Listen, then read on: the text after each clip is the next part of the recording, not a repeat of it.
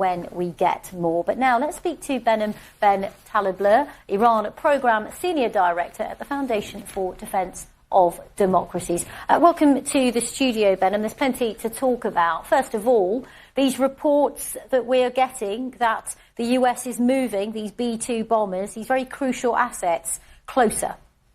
Pleasure to be with you. It's also consistent with a few other moves we've seen the U.S. take over the past few days, bringing more naval assets into the region, bringing more air and missile defense assets into the region, and bringing more fighters into the region. Crucially, though, moving B-2s into a far away from Iranian territory base like Diego Garcia symbolizes that the threat or the credibility of that threat to go after a deeply fortified facility like Fordo, which is about 300 feet under rock in central Iran, is a credible threat. And I think the president wants, in fact, U.S. President Trump wants this move to be seen to potentially affect Iranian calculations. You talk about Iranian calculations.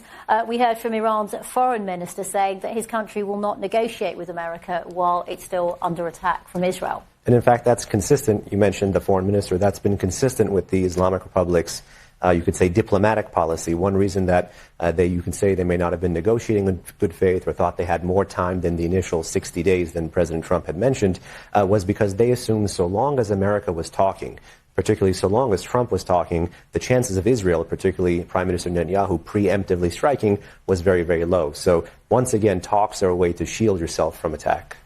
We talk about the different strands of diplomacy. Even yesterday, we were talking about an offer from Russia, for example, to be a negotiator in all of this. Not sure how credible that is or not, but who do you think really holds the cards?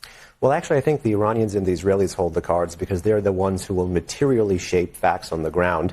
But the X factor really will be U.S. Will the U.S. enter? Will the U.S. enter in a counter-proliferation operation? Will the U.S. prepare for a potential counter-regime scenario should the Iranians respond, even to a more limited American attack at Fordo?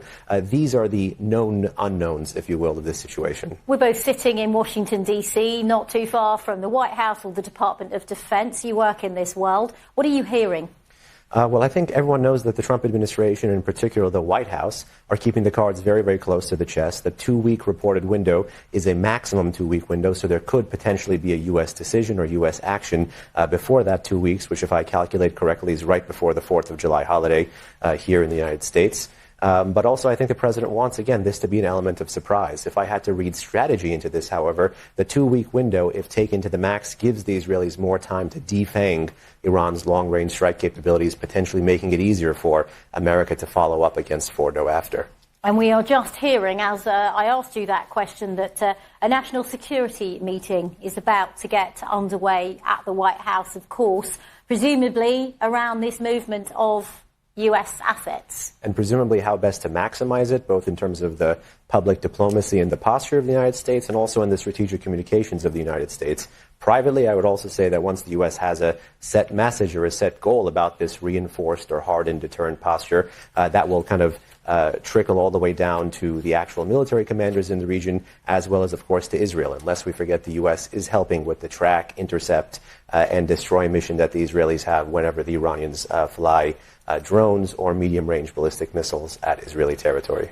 Okay, thank you so much, Behnam Ben Taleblu, for coming into the studio, as, of course, a lot of developments are unfolding here in Washington, D.C.